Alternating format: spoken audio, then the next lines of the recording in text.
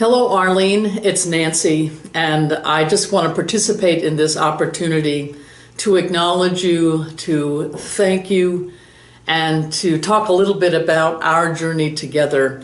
I think you and I were kids in MCC when we were young adults, and both coming out of the 60s and into this amazing kind of radical movement for God's inclusive love.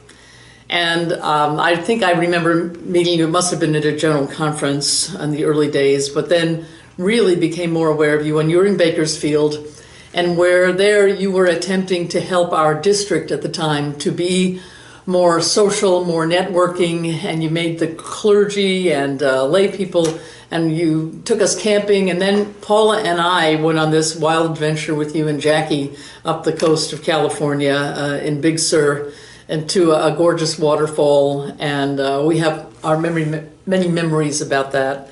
I then think of you in Minneapolis being a transformative leader of that congregation as they moved from a small pastor-sized church into becoming a large church, one of the largest churches in MCC.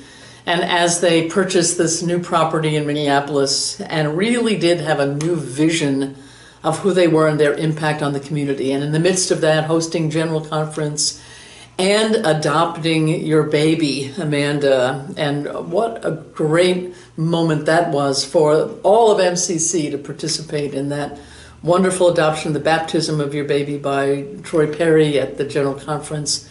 And your commitment to a new way of being family and to being bold about being parents and offering to a child who needed it that amazing opportunity to be family with you, just as you yourself had been adopted as a child. And I think you brought so much love and wisdom, you and Jackie, to Amanda. And what an amazing kid and an amazing adult she is, gifted in who she is and the kind of person she is because of you and your influence.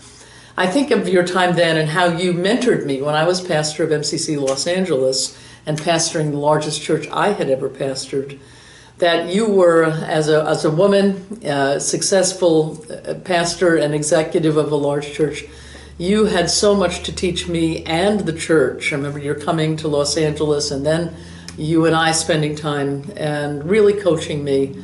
And I so appreciated that moment and that what you offered to me as a model of a woman pastor of a large church.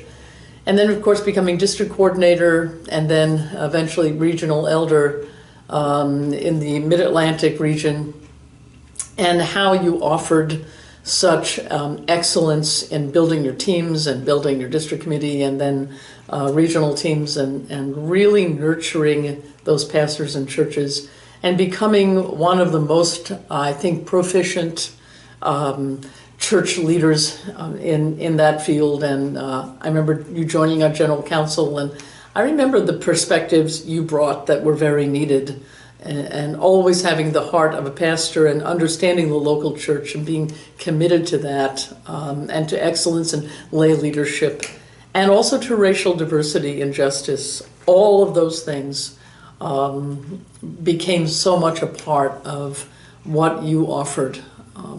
I've always appreciated you as a preacher and as a pastor and as a colleague working with the elders as we shifted all the different kinds of ways we worked together, and as our families and life grew and changed.